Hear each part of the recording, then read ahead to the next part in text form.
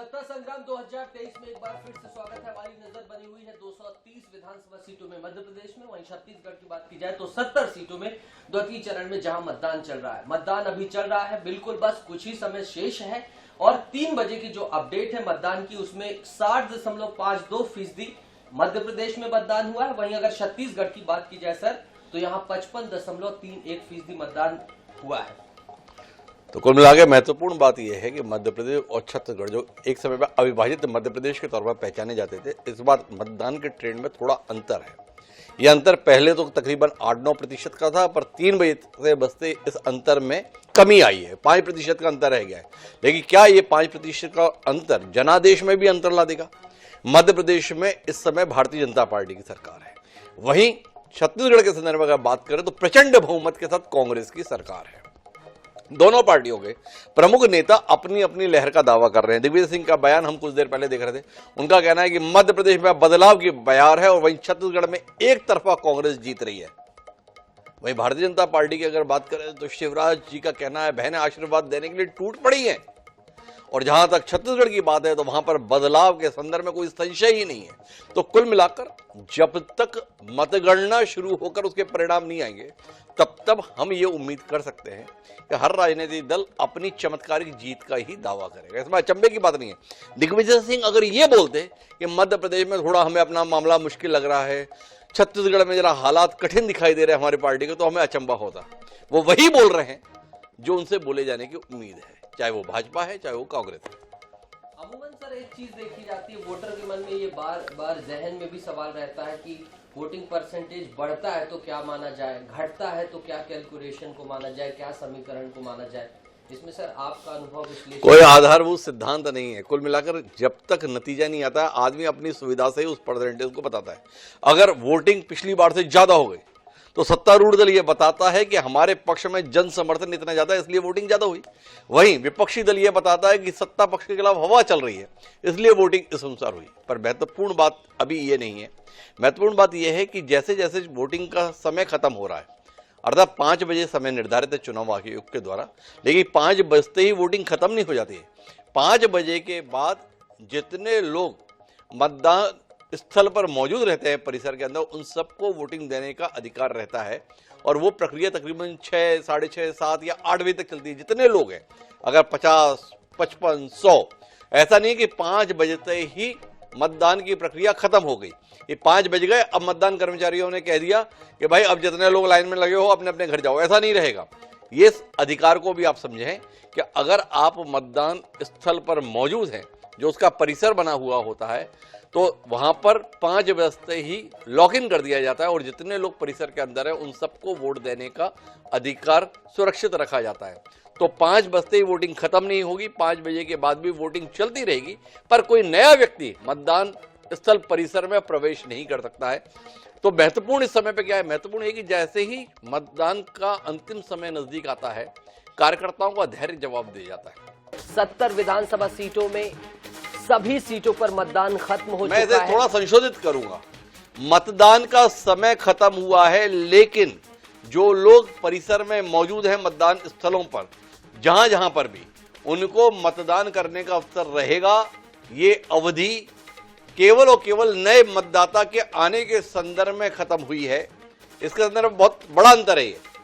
मतदान का समय जो खत्म हुआ है वो मतदान स्थल परिसर में प्रवेश का समय खत्म हुआ है, पर जो लोग मतदान स्थल परिसर में मौजूद हैं वो जब तक अपने मताधिकार का इस्तेमाल नहीं कर लेंगे तब तक मतदान की प्रक्रिया चलती रहेगी। चाहे वो मध्य प्रदेश है चाहे वो छत्तीसगढ़ है, जो निर्धारित समय के अंदर मतदान स्थल परिसर में पहुंच जाते हैं उनको मतदान का अवसर प्रदान किया जाना वैधानिक जिम्मेदारी है। तो इसके तहत ये प्रक्रिया जारी रहेगी। बिल्कुल, जैसा कि सर ने कहा 5 बजे तक जो प्रवेश कर चुके हैं मतदान स्थलों में वो क्यूज में पंक्तियों में लगे रहेंगे, मत देंगे, लेकिन 5 बजे के बाद जो आएंगे उन्हें एंट्री नहीं दी जाएगी। 70 विधानसभा सीटों को लेकर काफी समय गुजरा सर। 17 अगस्त को भारतीय जनता पार्टी की सूची आ गई थी और आज वो दिन है 7 नवंबर का, जब ये प्रक्रिया पूरी संपन्न हो गई, प्रत्याशियों का भाग्य पेटियों में कैद हो गया।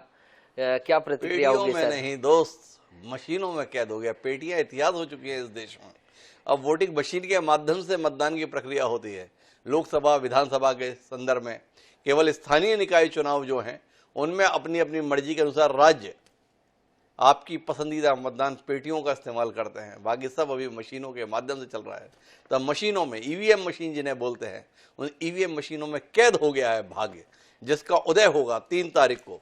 सब के पास सहूलियत है, कम से कम 3 तारीख तक अपनी जीत का दावा करें, प्रचंड जीत का दावा करें, अपार जनादेश का दावा करें, अपार बहुमत का दावा करें, जो चाहे सो कर सकते हैं। पर जो हो चुका है वो कुल मिलाकर मशीनों में आ चुका है और इसका पता 3 तारीख को ही चलेगा। और बिल्कुल जाहिर सी बात है सर, निर्वाचन आयोग ने एक पेटी के रूप में वीवीपैट मशीन को एक यादगार के रूप में तो अभी छोड़ा ही है। बहरहाल सर, एक चीज जानने में दिलचस्पी रहेगी, काफी दर्शकों को इस आगे की प्रक्रिया के बारे में।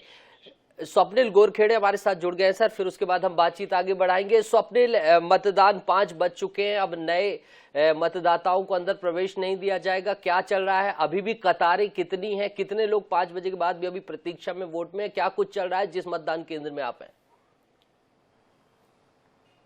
जी बिल्कुल, मैं आमापारा के एक मतदान केंद्र में हूं और यहां पर 5 बजने के बाद जो मतदान केंद्र का जो गेट है वो बंद कर दिया गया है। देख सकते हैं ये गेट यहाँ पर बंद कर दिया गया है और अब जो केंद्र के अंदर जो वोट करने पहुंचे हैं केवल वही लोग हैं वोट का जो है प्रयोग कर सकेंगे। और यहाँ पर मैं जिस केंद्र में खड़ा हूँ यहाँ पर ज़्यादा लोग नहीं है, लेकिन जो लोग यहाँ पर मौजूद हैं वो अपने मताधिकार का प्रयोग कर सकेंगे। लेकिन बाकी केंद्रों की बात की जाए तो बाकी केंद्रों में थोड़ी बहुत कतारें यहाँ पर जो है वो देखी जा सकती है और जो लोग जो केंद्र के अंदर ही हैं वे अपना वोट जो है डाल सकेंगे। तो यहाँ पर अगर बात करें छत्तीसगढ़ में वोटिंग परसेंटेज की तो 3 बजे तक 55% जो है वोटिंग हुई थी और 2 घंटे में जो वोटिंग परसेंट है वो 15 से 20% बढ़ सकता है। तो छत्तीसगढ़ में जो दूसरे चरण का जो चुनाव जो 70 सीटों के लिए हुआ है उसमें ये माना जा रहा है कि जो वोटिंग है वो 70% से ज़्यादा हो सकती है। हालांकि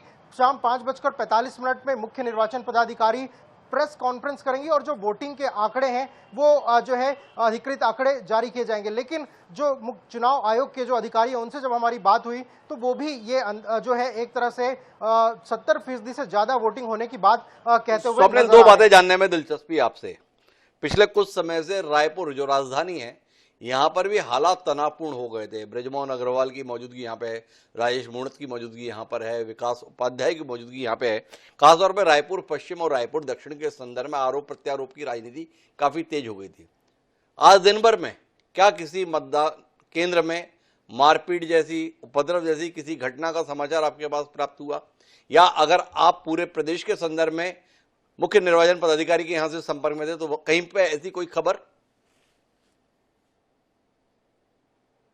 जी देखिए, ऐसी कोई खबर आज फिलहाल जो दिन भर मतदान के दौरान ऐसे देखने को नहीं मिली है, सुनाई भी नहीं दी है। लेकिन कुछ जगहों पर ईवीएम खराब होने से जो लोग वोटिंग के लिए पहुंचे थे वो जरूर हंगामा करते हुए यहाँ पर नजर आए। लेकिन प्री पोल की अगर बात करें तो कल रात में जरूर जो है रायपुर पश्चिम में जो है विवाद हुआ था। शराब और साड़ियां बांटने को लेकर कार्यकर्ता आपस में भिड़ गए थे, कांग्रेस के कार्यकर्ताओं को चाकू भी मारा गया। तो कल जो है ऐसी घटनाएं जरूर यहां पर हुई हैं, लेकिन आज वोटिंग के दौरान ऐसी कोई भी घटना रायपुर जिले के विधानसभा में जो है ऐसी घटनाएं नहीं हुई है। लेकिन ईवीएम खराब होने से कई जो है लोगों की शिकायतें रही और मतदान केंद्र में लोगों ने इसको लेकर हंगामा भी किया हुआ है। एक बात और बताइए स्वप्निल जी, प्रत्याशी क्या मान रहे हैं? पिछली बार के मुकाबले यानी 2018 जब छत्तीसगढ़ में एक बड़ा बदलाव देखने को मिला था राजनीतिक रूप से, उस समय के वोटिंग ट्रेंड में और आज के वोटिंग ट्रेंड में कोई अंतर प्रत्याशी महसूस कर रहे थे? क्योंकि ये वही प्रत्याशी है परंपरागत रूप से। राजेश मूणत पिछली बार भी चुनाव में थे, विकास उपाध्याय भी पिछली बार चुनाव में थे, कुलदीप जुनेजा भी पिछली बार चुनाव में थे, बृजमोहन अग्रवाल भी पिछली बार भी चुनाव में थे। क्या मान रहे हो, पिछले जैसे ट्रेंड है या इस बार कहीं ना कहीं उत्साह कम है? क्योंकि मध्य प्रदेश की तुलना में छत्तीसगढ़ में मतदान कम होने की खबरें आई हैं। पिछली बार की तुलना में अगर 70% भी जाता है तो छत्तीसगढ़ में मतदान 2018 के मुकाबले काफी कम दिखाई दे रहा है। जी बिल्कुल, 2018 की अगर बात करें तो 2018 में 76% से ज्यादा मतदान हुआ था, लेकिन अभी तक जो ट्रेंड यहाँ छत्तीसगढ़ में दिखाई दे रहा है वो जो है 70% के आसपास जो है वोटिंग होने का अनुमान जताया जा रहा है। हालांकि अभी अधिकृत आंकड़े नहीं आए, लेकिन पिछले चुनाव की तुलना में इस बार जो वोटिंग है वो कम हुई है। खासतौर पर जो शहरी क्षेत्र हैं उसमें वोटिंग का प्रतिशत जो है वो काफी कम नजर आ रहा है। तो अभी फिलहाल कुछ देर में चुनाव आयोग की प्रेस कॉन्फ्रेंस है, उसके बाद मुख्य निर्वाचन पदाधिकारी अधिकृत रूप से जो आंकड़े जो है मतदान के जारी करेंगे, उसके बाद स्थिति साफ हो पाएगी। लेकिन अब तक जो ट्रेंड अभी छत्तीसगढ़ में आज दिन भर दूसरे चरण के सीटों को लेकर दिखाई दिया, उसमें मतदान का जो प्रतिशत है वो पिछले चुनाव की तुलना में काफी कम नजर आ रहा है। जी के लिए बहुत बहुत शुक्रिया। हमारे साथ संजय साहू जुड़े हैं जबलपुर से, सर उनका रुख करेंगे। संजय, मध्य प्रदेश में बम्पर वोटिंग की खबरें आ रही हैं, संस्कारधानी महाकौशल क्षेत्र का क्या हाल रहा और जो आपने बात की प्रत्याशियों से उनका क्या मत रहा, और भी क्या कुछ आप देख पा रहे हैं और अभी क्या चल रहा है, सब कुछ बताएं। जी बिल्कुल, बात करें जबलपुर संस्कारधानी की और महाकौशल की, तो जबलपुर संस्कारधानी में वोटिंग का जो प्रतिशत है वो लगातार बढ़ता जा रहा है और अभी 1 घंटे की वोटिंग बाकी है। हालांकि आप देख सकते हैं कि हम कतारें जो है बूथ में वो लगी हुई हैं, मतदान केंद्रों पर कतारें लगी हुई हैं। यहाँ पर जो है 10 केंद्र बनाए गए। अभी हम पूर्व क्षेत्र में मौजूद हैं जहाँ पर 10 केंद्र, एक निर्मला चर्च स्कूल है वहां पर बनाए गए हैं और सभी जगह कतारें जो है वो देखने को मिल रही है। अगर हम 3 बजे तक की बात करें तो 3 बजे तक लगभग 60% मतदान जो है वो जबलपुर में हो चुका था। और पिछले 2018 की बात करें तो 2018 में जबलपुर में 72% मतदान हुआ था, लेकिन इस बार जो है वो कहीं ज्यादा जाता हुआ दिखाई दे रहा है। और जैसा कि जिला निर्वाचन अधिकारी सौरभ कुमार सुमन से हमारी बात हुई थी तो उन्होंने यही कहा था कि हमारा जो स्वीप कार्यक्रम है, अन्य कार्यक्रमों के माध्यम से हमने लोगों को जागरूक किया है, उसका असर भी यहाँ पर दिखाई दे रहा है और लगभग 80% के लगभग जो है वो मतदान जा सकता है। तो कह सकते हैं कि इस बार जो है वो मतदान बढ़ा हुआ नजर आ रहा है। हालांकि हम प्रत्याशियों की बात करें तो सारे प्रत्याशी बढ़ा हुआ मतदान अपने अपने पक्ष में बताते हुए दिखाई दे रहे हैं। कोई बीच में रोकना चाहूंगा, बताना अपनी जगह पर चेहरे पे मुस्कुराहट किसके ज्यादा दिखाई दे रही है, कांग्रेस के प्रत्याशियों के चेहरे पे या भाजपा के प्रत्याशियों के चेहरे पे? चेहरा पढ़ना तो आता है ना आपको, इतना लंबा तजुर्बा आपका है। दावा अलग बात, चेहरे की मुस्कान अलग बात। जी बिल्कुल, बात करें जबलपुर की तो जबलपुर में पिछली बार के मुकाबले 2018 में 4-4 की सीटें यहाँ पर थी और उस समय लोग प्रत्याशियों के जो चेहरे थे वो स्पष्ट रूप से बता रहे थे। हालांकि इस बार जो चेहरे हम देख पा रहे हैं तो दोनों अपने अपने जीत की ओर आशान्वित नजर आ रहे हैं। हालांकि कुछ कमजोर पक्ष जो है वो शहर में भारतीय जनता पार्टी का हो सकता है, जहां पर 4 सीटों पर 3 सीटों क्षमा करना 3 सीटों पर कैंट एक ऐसी विधानसभा है जहां से भारतीय जनता पार्टी का गढ़ रहा है और वो अभी भी मुकम्मल नजर आ रही है। लेकिन 3 सीट जो पूर्व है, पश्चिम है और उत्तर मध्य, इन तीनों सीटों पर जो है वो तगड़ा घमासान जो है वो दिखाई दे रहा है। हालांकि चेहरों की हम बात करें तो कहीं ना कहीं मायूसी दोनों के ऊपर नजर आ रही है कि ये वोटिंग प्रतिशत जो बढ़ रहा है वो किसके पक्ष में जा रहा है, ये बात सामने आ रही है। हम देख पा रहे हैं लाडली बहना योजना का जो बात करें तो वो फैक्टर जो है वो यहाँ पर दिखाई दे रहा है। महिलाओं की संख्या जो है वो खासी तादाद में नजर आ रही है और अगर वोटिंग परसेंटेज की हम बात करें तो वोटिंग परसेंटेज जो है वो महिलाओं का भी बढ़ा हुआ नजर आ रहा है। तो कह सकते हैं कि इस बार वो फैक्टर शायद काम कर जाए, ये तो देखने वाली बात होगी। लेकिन जो स्थितियां वर्तमान में नजर आ रही है वो कहीं ना कहीं इस बात की ओर इशारा कर रही है। जी तो कुल मिलाकर महत्वपूर्ण जो बात है वो ये है कि बड़ी संख्या में मध्य प्रदेश में वोटिंग हो रही है, पिछली बार के मुकाबले ज्यादा हो रही है। जिस कैंट विधानसभा क्षेत्र के संदर्भ में हमें बता रहे हैं साहू जी कि वो भाजपा का गढ़ है, पर वो भाजपा का गढ़ हुआ नहीं करता था, भाजपा का गढ़ बन गया। किसी समय पर सेठ गोविंद दास जी के पोते बाबू चंद्रमोहन यहां से चुनाव जीता करते थे, पर ईश्वर दास रोहाणी ने एक बार जो जीत दर्ज की तब से रोहाणी जी का गढ़ बना हुआ है। पहले ईश्वरदास रोहाणी और उनके बेटे लगातार यहां से चुनाव जीतते हुए आ रहे हैं।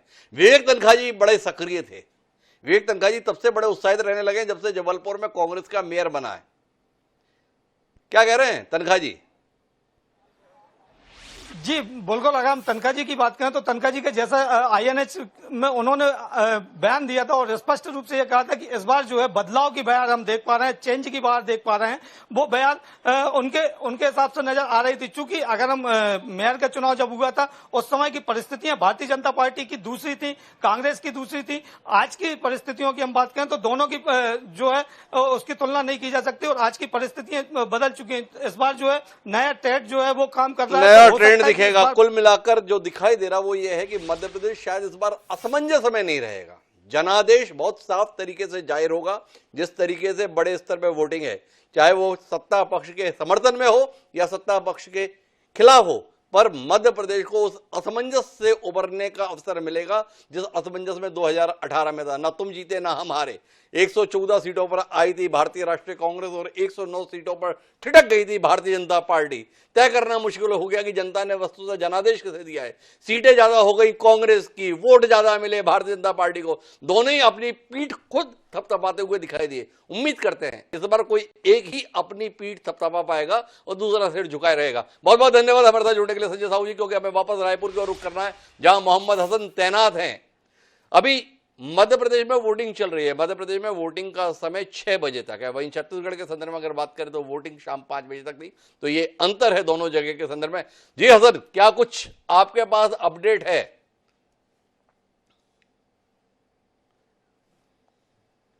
का जो समय है वो तय किया गया था और ऐसे में समय खत्म होने के बाद भी आप देख सकते हैं जो मतदान है, जो मतदाता है वो अब भी मतदान केंद्रों में यहाँ पर मौजूद है।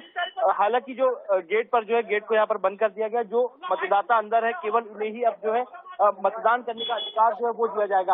आंकड़ों की सर अगर बात करते हैं तो करीब 60% लोगों ने, जो कुल मतदाता है दक्षिण विधानसभा में, उन्होंने अपने मतदान का जो है वो प्रयोग कर लिया है। उन्होंने अपना मत जो है वो दे दिया। अब तक कुल अगर छत्तीसगढ़ की बात करते हैं आंकड़ों की तो करीब 70% से ज्यादा जो मतदान है पूरे राज्य की तमाम जितनी सीटें हैं 90 सीटों में, जो आज 70 सीटों में मतदान होना था वहां पर मतदान हो चुका है।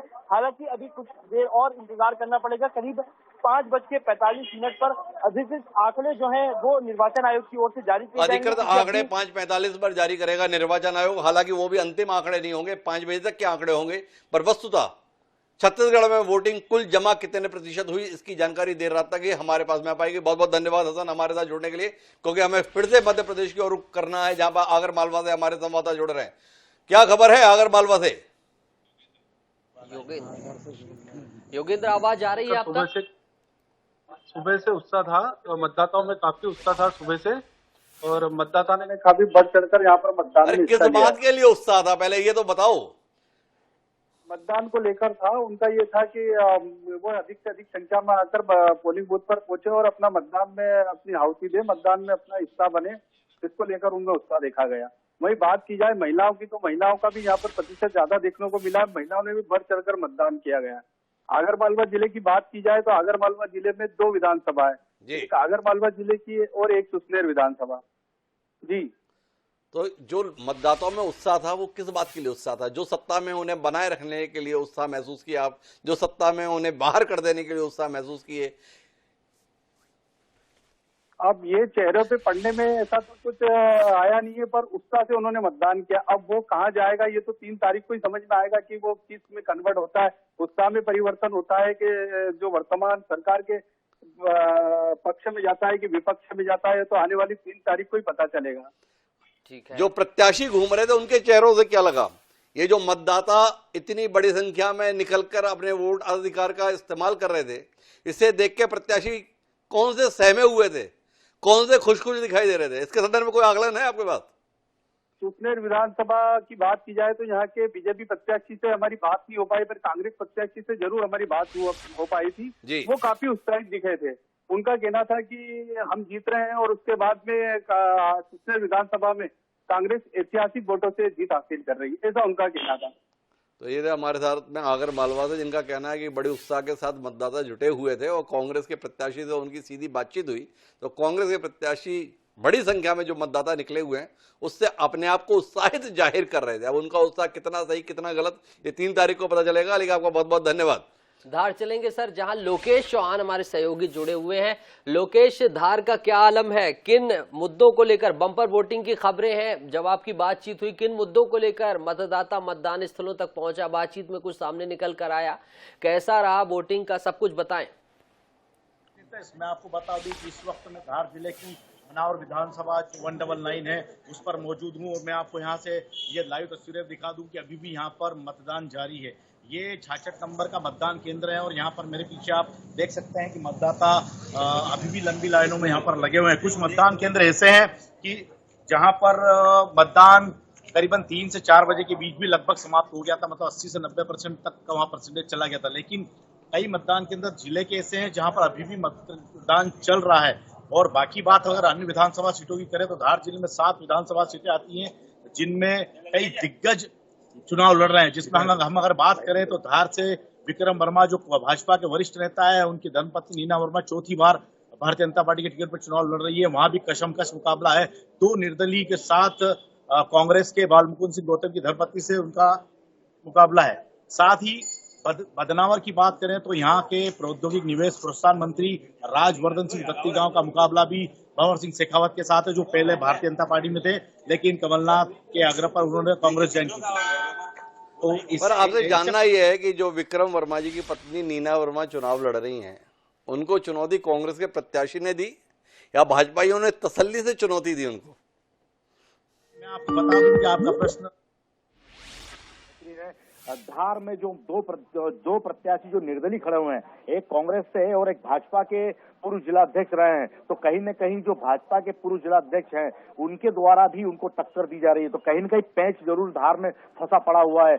अभी हम निश्चित तौर पर कुछ ये नहीं कह सकते हैं कि यहाँ से कौन बाजी मारेगा, लेकिन विक्रम वर्मा जी के लिए जो भारतीय जनता पार्टी के जो उनके ही द्वारा पैदा किए गए नेता थे, उन्होंने ही वहां पर पेच फंसा दिया है। तो कहीं न कहीं विक्रम वर्मा के लिए भी धार की सीट चिंता का विषय बनी हुई है। ऐसे में कांग्रेस को कहीं न कहीं फायदा मिलता दिखाई पड़ रहा है, लेकिन ये परिणाम ही बताएगा 3 तारीख को कि किससे बढ़त मिलेगी। अच्छा, एक बात ये जो बदनावर सीट है, इससे राजवर्धन सिंह दत्तीगांव चुनाव लड़ रहे हैं और उनके सामने भंवर सिंह शेखावत है। दत्तीगांव पुराने कांग्रेसी हैं, नए भाजपाई हैं।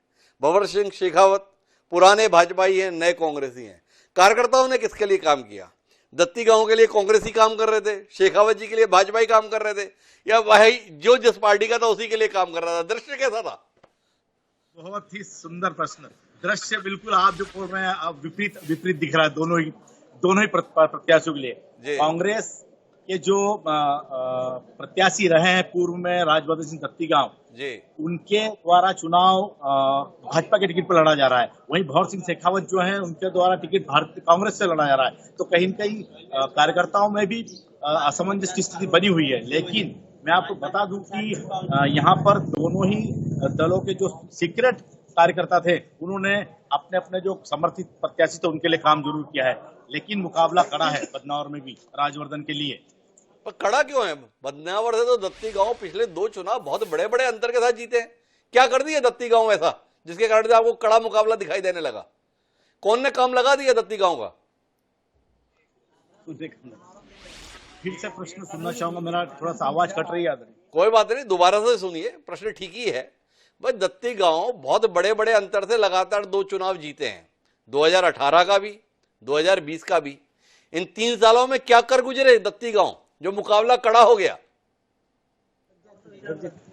जी हाँ, अगर मेरी आवाज आपको आ रही है तो मैंने आपका प्रश्न जरूर सुना है, लेकिन मैं आपको बता दूं मेरी आवाज आपको पहुंच रही है? बहुत ढंग से आ रही है, आप बिल्कुल चिंता मत करो। जी हाँ, आपने जो प्रश्न किया है कि राजवर्धन सिंह दत्तीगांव ने विगत 3 वर्षों के उपचुनाव के बाद क्या किया है, तो ये प्रश्न भी एक महत्वपूर्ण प्रश्न है, क्योंकि वर्तमान 2023 के विधानसभा चुनाव को दृष्टिगत रखते हुए राजवर्धन सिंह दत्तीगांव ने कांग्रेस छोड़ने के बाद से भारतीय जनता पार्टी की सरकार में जब वो कैबिनेट मंत्री बने तो उन्होंने बहुत सारे प्रयास, बहुत सारी योजनाएं, बहुत सारे वादे जनता से किए, कई पूरे भी किए, लेकिन कई वादे ऐसे रहे जो अभी भी अधूरे पड़े हैं। जैसे नर्मदा का जल लाने के बाद उपचुनाव में उन्होंने मुख्यमंत्री शिवराज सिंह चौहान के सामने की थी, लेकिन वो अभी तक पूरी नहीं हुई। इसी को भुनाने के लिए भंवर सिंह शेखावत पूरी ताकत के साथ उस मैदान में थे। तो कहीं न कहीं जो बात आपके द्वारा पूछी गई है वह दत्तीगांव के लिए एक पेच फंस सकती है, एक समस्या बन सकती है। लेकिन उनके कैबिनेट मंत्री रहते हुए उन्होंने यहाँ पर जो एक मित्र पार्क की योजना बनाई है उसमें भी समस्या पैदा हुई है। बड़ी योजना है पीएम मेगा मित्र, लेकिन उसके बाद किसानों के द्वारा वहां आंदोलन कर दिया गया। तो पीएम मेगा मित्र पार्क जो है टेक्सटाइल पार्क जो बहुत बड़ी एक योजना है जो बदनावर की विकास में अपनी महत्वपूर्ण भूमिका निभाएगा, लेकिन चुनाव को दृष्टिगत रखते हुए कहीं न कहीं समस्या जरूर बनती दिखाई पड़ रही है। जी, दत्तीगांव जो बहुत बड़ी कद्दावर शख्सियत है, विक्रम वर्मा जो प्रदेश ही नहीं बल्कि देश के बहुत बड़े नेता रहे हैं, दोनों की प्रतिष्ठा आज दांव पर लग गई है। अभी तक जब भी चुनाव रहा है हर बार बताया गया है कि इनकी प्रतिष्ठा दांव पर है। नीना वर्मा तो एक बार 2008 का जब चुनाव था तो महज 1 वोट के अंतर से चुनाव जीती थी। प्रतिष्ठा इस कदर दांव पर रहती है। पर इस बार भी क्या मामला इतना ही कड़ा रहेगा? इस बार मामला ठीक ठाक तरीके से दांव पर तो है, पर दांव जीत लिया जाएगा, जानने में दिलचस्पी रहेगी। लेकिन बहुत बहुत धन्यवाद आपका हमसे जुड़ने के लिए। तो हमारे साथ हमारे सहयोगी लोकेश चौहान जुड़े थे। लोकेश ने तमाम जानकारी दी। सर, एक प्रश्न मेरे अंदर भी उठ रहा है, आप बैठे हैं तो संशय क्लियर करना जरूरी है। इस बार भारतीय जनता पार्टी से हो चाहे कांग्रेस से, बागी खूब गए, खूब बागी उठे, विधानसभा चुनाव में आए, तो क्या उनका भी रोल हो सकता है? उन्होंने भी पूरी ताकत झोंकी, पूरी शिद्दत के साथ चुनाव लड़े हैं। देखिए, भारतीय जनता पार्टी में बागी कोई बहुत बड़ी हैसियत अपनी साबित नहीं कर पाते। अमूमन देखा जाएगा कि भारतीय जनता पार्टी से बगावत करके जब व्यक्ति मैदान में उतरता है तो उसको अपनी हैसियत का अंदाजा हो जाता है कि संगठन के बगैर उसकी कुल हैसियत कितनी है। इसीलिए आप देखेंगे कि भारतीय जनता पार्टी जब टिकट विकेट काट देती है, बहुत ज़्यादा लोग मैदान में उतरते नहीं हैं। इसीलिए नहीं उतरते क्योंकि उन्हें पता है कि उनकी जीत में संगठन की बहुत बड़ी भूमिका होती है। लेकिन कांग्रेस में अधिकांश नेताओं की अपनी व्यक्तिगत हैसियत होती है। इसलिए कांग्रेस के स्तर पर आप देखेंगे कि निर्दलीय चुनाव जीतने वालों की संख्या भी काफी बड़ी संख्या में होती है। एक समीकरण बीच में बदल जाता है जब भाजपा का कोई नाराज कार्यकर्ता अगर वहां पर बसपा जैसी किसी पार्टी का कुछ प्रभाव है और उसका टिकट ले लेता है तो वो कमाल कर देता है। जैसे 2018 के संदर्भ में देखिए तो राम लखन सिंह जी के बेटे हैं संजीव कुशवाहा, वो बसपा की टिकट पर लड़े और चुनाव जीत भी लिए। बीच में फिर भाजपा में आया, भाजपा से टिकट नहीं पाया तो फिर से बसपा से मैदान में उतर गए। तो इस प्रकार का घटनाक्रम देखने को मिल जाता है भाजपा में कि अगर किसी अन्य पार्टी का सहारा मिल जाए, जैसे रुस्तम सिंह के बेटे हैं राकेश सिंह, वो मुरैना से इस बार बसपा की टिकट पर मैदान में उतर गए, कुछ ठीक ठाक वोट लेकर आएंगे। ऐसा नहीं है कि 2-4 हजार में ही सिमट जाएंगे, क्योंकि बसपा के वोट बैंक का समर्थन उन्हें मिल गया। लेकिन कांग्रेस के लिए बहुत बड़ी चुनौती है उन 7 सीटों के संदर्भ में जहां पर उसने पहले प्रत्याशी घोषित की और फिर प्रत्याशी बदल दिए। उनमें से 4 सीटें ऐसी है जहां पर पार्टी के द्वारा टिकट काटा जाना बर्दाश्त नहीं हुआ घोषित प्रत्याशियों को और वह मैदान में उतर गए, निर्दलीय हैसियत में उतर गए या पार्टी के समर्थन से उतर गए। जैसे सुमावली से कुलदीप सिकरवार मैदान में उतरे हुए हैं बहुजन समाज पार्टी के टिकट से, पसीने छुड़ा दिए हैं उन्होंने। अजब सिंह कुशवाहा अगर चुनाव जीत पाने में असफल रहे तो तय मानना है इसका एकमात्र कारण कांग्रेस के द्वारा कुलदीप सिकरवार को पहले उम्मीदवार घोषित किया जाना होगा। एनपी प्रजापति गोटेगांव में अगर चुनाव हारते हैं तो उसका बहुत बड़ा कारण शेखर चौधरी, जिनको पहले प्रत्याशी घोषित किया गया था, वो अब निर्दलीय मैदान में है तो उसके रूप में निकल कर आएगा। वही स्थिति आपको बड़नगर के संदर्भ में भी दिखाई देगी। तो कुल मिलाकर जब आप पार्टी से बगावत के मैदान में उतरते हैं तो कांग्रेस के जो अधिकांश नेता हैं वो कहीं ना कहीं चुनाव को प्रभावित कर देते हैं। वहीं भारतीय जनता पार्टी के संदर्भ में पार्टी एहसास करा देती है चुनाव तो लड़ लोगे पर अपना राजनीतिक जीवन खत्म कर लोगे। अपवाद स्वरूप ही है कि जब भाजपा से कोई नेता बगावत करके अपने जनाधार को साबित कर पाए। अरे उमा भारती, कल्याण सिंह जैसे बड़े बड़े नाम हैं जो अपने आप में किंवदंती समझे जाते थे जनाधार के तौर पर जब पार्टी छोड़ दिए तो कहीं के नहीं रहे और वापस अपना ठिकाना पार्टी में ही खोजते हुए वापस लौट के आए। तो कहीं ना कहीं वोटिंग परसेंटेज से भी सर इसे रिलेट किया जा सकता है कि ज्यादा दमखम लगाने से वोटिंग परसेंटेज में भी ये बात रिफ्लेक्ट होगी। हमारे सहयोगी जावेद से हम जुड़ेंगे सर, लेकिन दिग्विजय सिंह से बातचीत हुई हमारे सहयोगी अनुराग मालवीय की, सर उसे देख लेते हैं। विधानसभा चुनाव 2023 के लिए लगातार जो है हम देख रहे हैं मतदान जारी है, लेकिन इस बीच में सबसे महत्वपूर्ण बात है कि मध्य प्रदेश में जिस तरह का वायलेंस हुआ है, जिस तरह से घटनाएं सामने आ रही, सबसे पहले उस पर रिएक्शन लेते हैं। हमारे साथ मध्य प्रदेश के पूर्व मुख्यमंत्री कांग्रेस के सीनियर लीडर दिग्विजय सिंह जी हैं। सर, जिस तरह सुबह से हम देख रहे हैं इस तरह का माहौल रहा नहीं है, सियासी माहौल मध्य प्रदेश का, लेकिन आज के घटनाक्रम कुछ अलग बोल रहे हैं। ये भारतीय जनता पार्टी का काले धन का गुरूर और 20 साल से 18 साल का इनका ये पुलिस प्रशासन और प्रशासन पर दबाव, ये पूरा का पूरा दुरुपयोग कर रहे हैं। हमारी लगभग 1000 शिकायतें चली गई कि ये फला अधिकारी, फला कर्मचारी, ये थानेदार, ये टीआई, ये लोग पूरे तरीके से मिले हुए हैं। लेकिन ईसीआई ने, इलेक्शन माननीय चुनाव आयोग ने हमारी एक भी शिकायत पर कार्रवाई नहीं की, तो इससे और दिमाग इनका खराब हो गया है। अब आप देखिए वहां पे राजनगर के अंदर हमारे कैंडिडेट पर हमला किया था, वो बच गया, तो हमारे कार्यकर्ता को रौंद डाला इन लोगों ने। तो ये सब बातें सामने आ रही हैं। सर दूसरा जो अगर सेकंड हाफ ये लगभग चल रहा है तो ये जो वोटिंग ट्रेंड है, जिस तरह का परसेंटेज है सर, इसको किस तरह देख रहे हैं आप लोग? वोटिंग ट्रेंड तो ठीक है, वोटिंग ट्रेंड तो कांग्रेस के पक्ष में जाएगा, क्योंकि जनता चुनाव लड़ रही है, जनता ऊब चुकी है। ये शिवराज सिंह चौहान के चेहरे को देख देख के परेशान है और इनके शिवराज सिंह चौहान के झूठे वादों से परेशान है। इसीलिए तो नरेंद्र मोदी जी और अमित शाह जी ने इनको दरकिनार कर दिया है और वही चुनाव लड़ रहे हैं यहाँ से। तो हमारे साथ पूर्व मुख्यमंत्री दिग्विजय सिंह जी थे और उन्होंने साफ तौर पे कहा, एक तो जो घटनाक्रम अभी तक हुए हैं उसको लेके कि निश्चित रूप से कहीं ना कहीं प्रशासन का दुरुपयोग भारतीय जनता पार्टी कर रही है, और सबसे महत्वपूर्ण बात यह है कि जो ईसी में शिकायतें थी अगर उन पर कार्रवाई होती तो ये माहौल नहीं होता जो आज दिख रहा है। लेकिन साथ में परिणामों की अपेक्षा की बात करें तो उन्होंने कांग्रेस के लिए 130+ का एक नंबर दिया है। कैमरामैन हरि के साथ अनुराग मालवी, INS 24/7 भोपाल। सुन रहे थे मध्य प्रदेश के पूर्व मुख्यमंत्री दिग्विजय सिंह को काफी शिकायतें इन्हें निर्वाचन आयोग से। इन्होंने जो हिंसक घटनाएं हुई उनका भी उल्लेख किया और कहा कि भारतीय जनता पार्टी धन बल जन का उपयोग कर रही है और शिवराज सिंह सरकार के चेहरे से तो पब्लिक ऊब ही चुकी है। बहरहाल ये 3 तारीख को पता ही चल जाएगा कि कौन किसके चेहरे से ऊब गया है।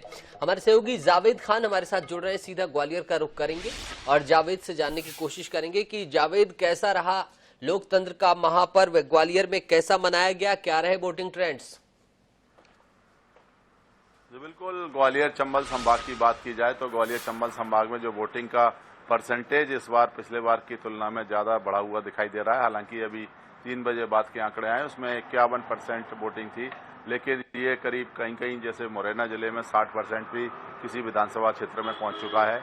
इस तरह से जो वोटिंग का परसेंटेज बढ़ा है उससे बीजेपी और कांग्रेस दोनों की संभवतः पेशानी पर बल आ रहा है और कोई अपने अपने पक्ष में मान रहे हैं कि वोटिंग का परसेंटेज जो बढ़ता है उसका एंटी इनकम्बेंसी के रूप में देखा जाता है, और कहीं कांग्रेस भी मान रही है कि जो ज़्यादा वोटिंग हो रही है वो उनके ही पक्ष में हो रही है।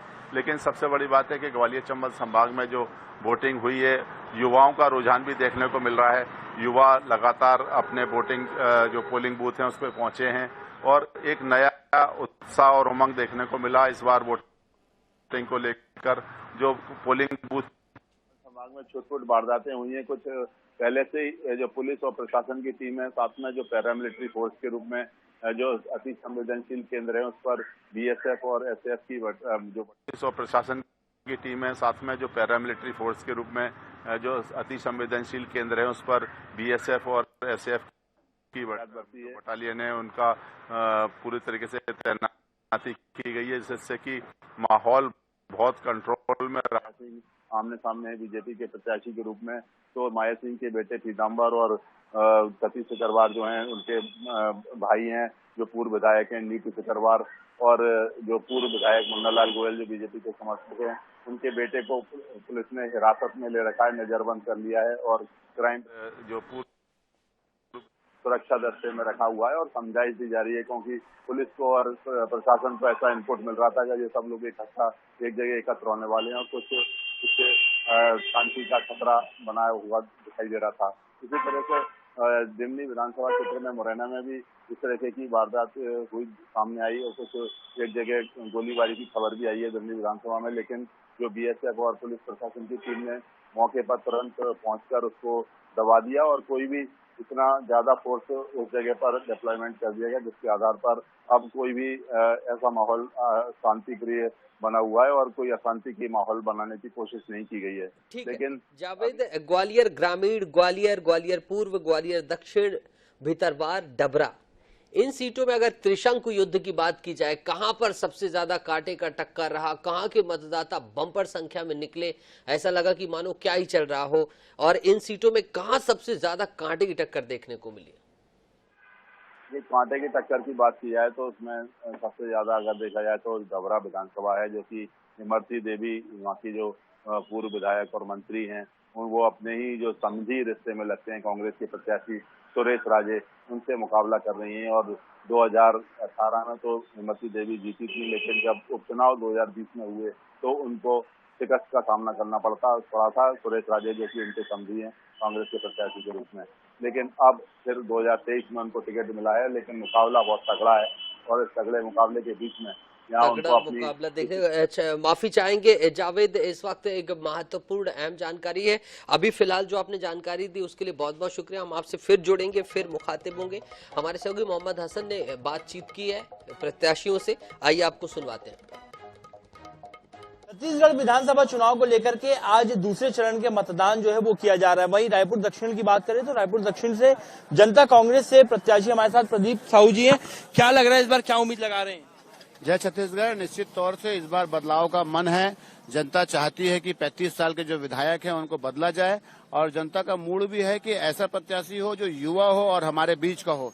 जैसे मैं दोनों प्रत्याशी की बात करूं तो एक तो बृजमोहन अग्रवाल जी, उनका मतदाता में नाम यहाँ आता भी नहीं है, खुद बाहर के हैं वो, और दूसरे जो कांग्रेस के प्रत्याशी हैं वो भी, महन जी भी यहाँ के नहीं है, वो भी दूसरे विधानसभा के मतदाता है। तो जनता चाहती है कि दक्षिण विधानसभा का कोई ऐसा व्यक्ति हो जो छत्तीसगढ़िया हो, लोगों के बीच आए जाए, उनकी मदद करे, उनके बीच कंधे से कंधा मिलाकर खड़ा हो। इसलिए लोग अब बदलाव का मन बना लिए हैं और मुझे पूरा विश्वास है, मैं इसी विधानसभा में रहता हूँ, लोगों के सुख दुख में आता हूँ जाता हूँ, तो इस बार युवा प्रत्याशी हूँ, तो निश्चित तौर से जीत होगी।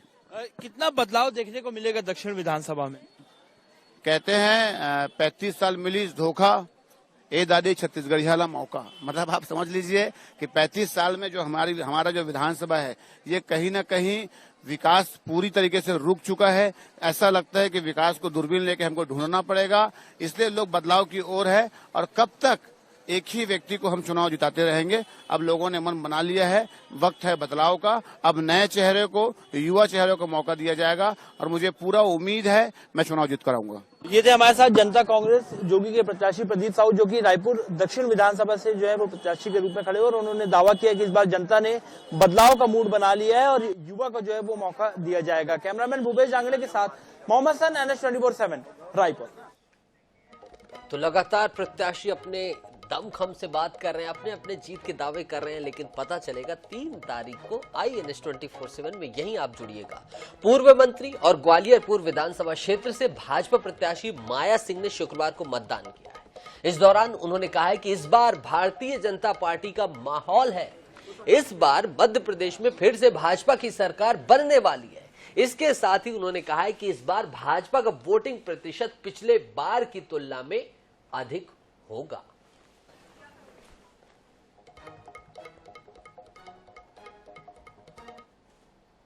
सब जरूर होगा फायदा। और भी सभी लोगों से कहा है भी मतदान करने के लिए, क्योंकि मत देने का अधिकार जो है संविधान के तहत हमें मिला है, तो उसका उपयोग सब लोगों को भी इस बात को बताने की जरूरत नहीं पड़ रही है, वो सब समझने लगे। प्रेम प्रकाश पांडे से बातचीत हुई है हमारे सहयोगी की, आइए आपको सुनवाते हैं। प्रेम प्रकाश पांडे से बात हुई हमारे सहयोगी की, आइए आपको सुनवाते हैं। विधानसभा अध्यक्ष प्रेम प्रकाश पांडे जी मतदान कर चुके हैं, जीत के प्रति कितना आश्वस्त हैं? सरकार कैसे बनेगी आप लोग? सरकार हमारी बन रही है और अब तक जितना सीट हम लोग पा करके बनाते थे उससे ज्यादा सीट मिलेगी, और भिलाई सहित सब जगह जीत जो है निश्चित है। दुर्ग जिले में हम अच्छी सीट जीतेंगे और चौंकाने वाला परिणाम होगा। पाटन परिणाम आप लोगों? पाटन भी जीतेंगे। मैं तो पहले दिन से बोल रहा हूँ, विजय की विजय होगी। ठीक है, ये प्रकाश पांडे साहब जी ने कहा पाटन से भी जीतेंगे, दुर्ग जिले में अधिकतर सीटें हम जीतेंगे। भिलाई में उसके प्रदीप राव के साथ आनंद ओझा। और देवेंद्र यादव से भी बातचीत हुई हमारे सहयोगी की, उनका भी दावा देख लीजिए, उनका भी दमखम देख लीजिए। भिलाई नगर विधायक देवेंद्र यादव हमारे साथ है, साथ में डॉक्टर श्रुतिका यादव जी है, उधर नीरज पाल जी है, पूरे परिवार सहित महापौर। क्या पोजीशन है भैया? भिलाई की जनता जागरूक है, भिलाई की जनता सब समझती है। भिलाई की जनता पिछले 5 साल से अनुभव कर रही थी कि उनका जनप्रतिनिधि कैसा है और वो कैसा काम कर रहा है, और भिलाई की जनता अच्छा परिणाम देगी। पूरी तैयारी है? देखिए, ऐसा है, तैयारी जनता ने करके रखी है। हम तो जनता के मार्गदर्शन में चलने वाले लोग हैं, माताएं बहनें हमारे वरिष्ठों के मार्गदर्शन में चलने वाले लोग हैं, और 5 सालों में जो हमारा नैतिक धर्म था, हमारा जो कर्म था, हमने उसको पूरी नैतिकता से किया है, ईमानदारी से किया है, और एक विश्वास, एक अपनापन और एक पारिवारिक भावना पूरे भिलाइयंस के बीच में हमारी जुड़ी हुई है और ये भावना आने वाले समय में बहुत बड़ा संदेश और बहुत बड़ा परिणाम भिलाई के पक्ष में देगी। सरकार कांग्रेस पार्टी की 100% बन रही है। कांग्रेस पार्टी पूरी मजबूती से 75 पार सीटों से वापस आ रही है। अब डॉक्टर श्रुतिका यादव जो लगातार कंधे से कंधा मिलाकर देवेंद्र यादव के साथ चलती है और जीत के कहीं ना कहीं विश्वास दिला देती है, कितना संघर्ष कर रही देख रहे हैं लगातार। हम आपको ऑडियो वीडियो में दिखा भी रहे थे। नहीं, मैंने कोई संघर्ष नहीं किया, मैं तो बस सबका आशीर्वाद लेने गई थी। सबका बहुत सारा प्यार मिला और सभी लोगों ने मुझे यही बोला कि चुनाव जो है देवेंद्र यादव नहीं लड़ रहे हैं, हम सब लड़ रहे हैं। आप लोग तो बस, मुझे लोगों ने बोला है कि हम 3 तारीख को मिठाई खाने आएंगे, तो मैं सबका इंतजार करूंगी 3 तारीख को 4 तारीख को हमारे घर में मिठाई का। अब तक विधायक की गाड़ी में बैठी है, क्या लग रहा है मंत्री गाड़ी में इस बार बैठेंगे आप? नहीं, मैं ये सब नहीं, ये नहीं, ये सब नहीं। ठीक है, ये डॉक्टर श्रुतिका यादव थी, उन्होंने कहा विश्वास जीत के प्रति है उनका। मंत्री और विधायक वाला गाड़ी वाले कोई बात नहीं है, जीत हो जाए पहले, उसके बाद मिठाई खाएंगे। भिलाई से प्रदीप राव के साथ आनंद ओझा। तो भिलाई में प्रेम प्रकाश पांडे बनाम देवेंद्र सिंह यादव की दिलचस्प लड़ाई है। पिछली बार देवेंद्र सिंह यादव ने फतह हासिल की थी यहाँ से और इस बार फिर से विनेबिलिटी के आधार पे कांग्रेस पार्टी ने उन्हें चुनावी मैदान में उतारा है। बहरहाल देखना दिलचस्प होगा कि प्रेम प्रकाश पांडे को पराजित फिर से कर पाते हैं देवेंद्र सिंह यादव। बड़े बड़े चेहरों की जो है साख लगी हुई है। आज मतदान ईवीएम में कैद हो गया है और 3 तारीख को सामने जब नतीजे आएंगे तब स्पष्ट हो जाएगा कि कौन कौन जीत रहा है। भिलाई में प्रेम प्रकाश पांडे बनाम देवेंद्र यादव की लड़ाई पर खासी नजर है। जांजगीर चांपा में नारायण चंदेल और व्यास कश्यप यहां के मुकाबले पर खासी नजर है। कुरुद की बात करें, यहां से अजय चंद्राकर तारिणी चंद्राकर का महामुकाबला चल रहा है, इस पर भी नजर है। विजय बघेल जो कि मुख्यमंत्री भूपेश बघेल के भतीजे हैं, पाटन से उनके विरुद्ध चुनाव लड़ रहे हैं, भारतीय जनता पार्टी से सांसद हैं। क्या कुछ कहा उन्होंने, देख लीजिए। बघेल साहब हैं, पाटन से टक्कर दे रहे हैं सीएम साहब को। सब कुछ ठीक ठाक रहा तो हम देख सकते हैं कि विजय बघेल साहब का कद जिस प्रकार से अमित शाह साहब ने बढ़ाया, पार्टी के शीर्ष नेताओं ने बढ़ाया, एक बड़ा उनको पद मिलेगा। किस प्रकार से ये तैयारी विजय की? पूरा मेहनत हमारे कार्यकर्ताओं ने की है और पूरी पराकाष्ठा के साथ, बिना डर के, बिना भय के, बिना लोभ के, बिना लालच के पूरे कार्यकर्ता तन मन धन से लगे रहे और पूरी शक्ति लगा दी पार्टी की अस्मिता के लिए, छत्तीसगढ़ के मान सम्मान के लिए।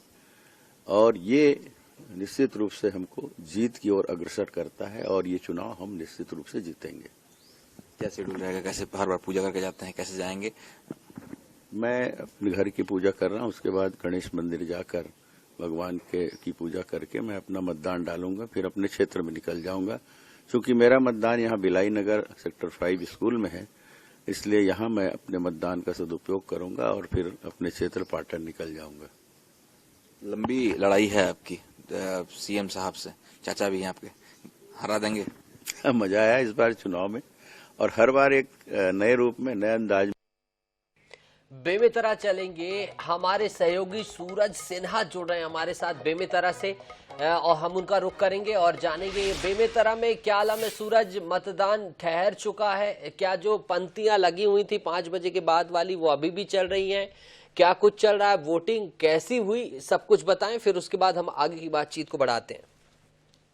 देखिए, बेमेतरा की बात करूं तो यहाँ के मतदान में थोड़ी ढील देखी गई। जैसे जैसे समय बीतता गया 5 बजे तक जो है 72.93% जो है मतदान हो चुका है। काफी अच्छा मतदान का प्रतिशत इस बार रहा है, लेकिन लगातार 5 बजने के बाद भी लगातार मतदान केंद्रों में जो है वो मतदाताओं की भीड़ देखा जा सकता है। फिलहाल मतदान जारी है।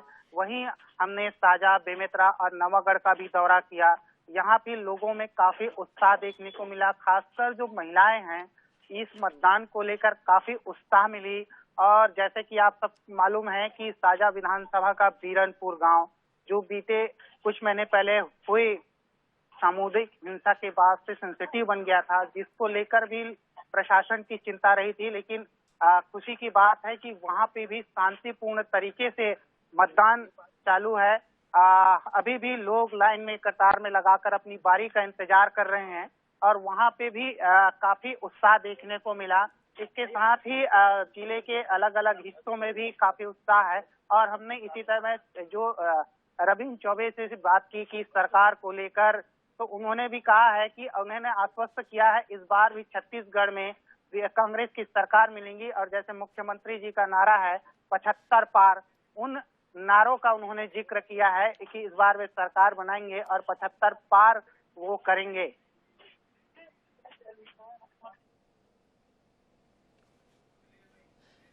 बिल्कुल, हम आपका रुख करेंगे सूरज। हमारे साथ नीलेश शर्मा जुड़ गए हमारे सहयोगी। नीलेश, क्या कुछ रहा मतदान का, कैसा कुछ चला मतदान, कोई व्यवधान तो नहीं आया, कितनी वोटिंग हुई? 3 बजे के अभी वोटिंग ट्रेंड सामने आए हैं, 5 बजे का इंतजार है। अगर आपके इनपुट से 5 बजे का भी वोटिंग ट्रेंड्स है तो आप साझा कर सकते हैं क्या कुछ रहा। फिर हम रुक करेंगे, हमारे सूरज हमारे साथ जुड़े। हम विधानसभा सीटों में टक्कर की बात को लेकर भी आप बता सकते हैं कैसी टक्कर हुई, कहीं त्रिशंकु मुकाबला तो देखने को नहीं मिला। बदनावर विधानसभा में हम खड़े हैं और यहाँ पर अभी शाम 6 बजे तक यहाँ पर कुल 80% मतदान हुआ है और सुबह से ही यहाँ पर मतदान चल रहा है। और आप देख सकते हैं किस प्रकार से अभी भी कुछ लोग जो बाकी रह गए थे वो लोग मतदान कर रहे हैं। और सुबह से हमने एक मतदान के प्रति माहौल जो देखा उसमें हमने यह देखा कि जो दिव्यांगजन थे उनके लिए प्रशासन ने विशेष व्यवस्था करी थी। और जिस प्रकार से यहाँ पर बदनावर विधानसभा में शांतिपूर्ण मतदान हुआ, क्योंकि प्रदेश में सरकार में उद्योग मंत्री राजवर्धन सिंह दत्तीगांव यहाँ पर भाजपा से प्रत्याशी हैं और कांग्रेस से पूर्व विधायक भंवर सिंह शेखावत यहाँ से मैदान में हैं। तो बदनावर विधानसभा का यह चुनाव काफी अहम और काफी कांटे की टक्कर का यहाँ पर मुकाबला हुआ है और 80% मतदान कुल अभी तक बदनावर विधानसभा में हुआ है। और प्रशासन भी शांतिपूर्ण तरीके से, प्रशासन ने सारी सुविधाएं मुहैया करवाकर शांतिपूर्ण मतदान करवाया है और अभी भी मतदान चल रहा है। और बड़ी खबर आ रही है मध्य प्रदेश और छत्तीसगढ़ के संदर्भ में, जहां 5 बजे के ट्रेंड्स आ गए। हम आपके साथ थोड़ी देर से साझा करेंगे, आप इंतजार करिए। हमारे साथ जुड़े हैं सूरज, आपका रुख करूंगा। आप साझा की बात कर रहे थे, कैसी लड़ाई वहां रही ईश्वर साहू की और रविंद्र चौबे की? कल ही जेसीसीजे के कार्यकर्ता ने इस्तीफा देते हुए कांग्रेस पार्टी ज्वाइन कर ली थी। तो क्या जो कुछ लड़ाई टक्कर की लग रही थी कहीं एक तरफा तो नहीं हुई? कैसी लड़ाई चली साझा में? देखिए, लगातार वहां साझा को प्रदेश के सबसे हाई प्रोफाइल सीटों में से एक माना जा रहा है, जिसको लेकर काफी गहमागहमी का माहौल रहा। चुनाव के जैसे ही प्रचार से उससे एक दिन पहले यानी कि 15 नवंबर को देश केंद्रीय गृह मंत्री अमित शाह जी पहुंचे थे। उन्होंने जनसभा को संबोधित किया। उसके बाद से जो है रुझान बदलता नजर आ गया था। लगातार शुरुआती दौर में जिस हिसाब से कहा जा रहा था ईश्वर साहू कमजोर प्रत्याशी पड़ेंगे, लेकिन जैसे जैसे दिन बढ़ते गए और समय नजदीक आते गए वो भारी बढ़ते नजर आए और आज की स्थिति में वे कांटे की टक्कर देते नजर आ रहे हैं। हमने कई बूथों का दौरा किया जहां पे लोग कुछ बीजेपी के समर्थन कर रहे हैं तो कुछ भाजपा को समर्थन कर रहे हैं। ये अलग बात है कि आखिर में किसकी विजय होगी वो तो 3 तारीख को पता चलेगा जब मतगणना होगा। फिलहाल अगर हम देखा जाए कि जिस हिसाब से शुरुआती दौर में कांग्रेस के लोग हैं या अन्य लोग समझ रहे थे कि एक तरफा होगा, ऐसी किसी प्रकार की स्थिति नहीं रही। आज की स्थिति में दोनों पक्ष मजबूत हैं। हालांकि कोई तीसरा विकल्प उस विधानसभा में नहीं है। भाजपा और कांग्रेस के बीच सीधी लड़ाई को देखा जा रहा है और इसमें दोनों में कांटे की टक्कर नजर आ रहे हैं। बिल्कुल, हम आप दोनों का रुख करेंगे सूरज, नीलेश, लेकिन इस वक्त की सबसे बड़ी खबर हम आपको बता रहे हैं, जहां 5 बजे तक के वोटिंग ट्रेंड्स आ गए हैं। जी हां, मध्य प्रदेश की 230 विधानसभा सीटों पर, जी हां, मध्य प्रदेश की 230 सीटों पर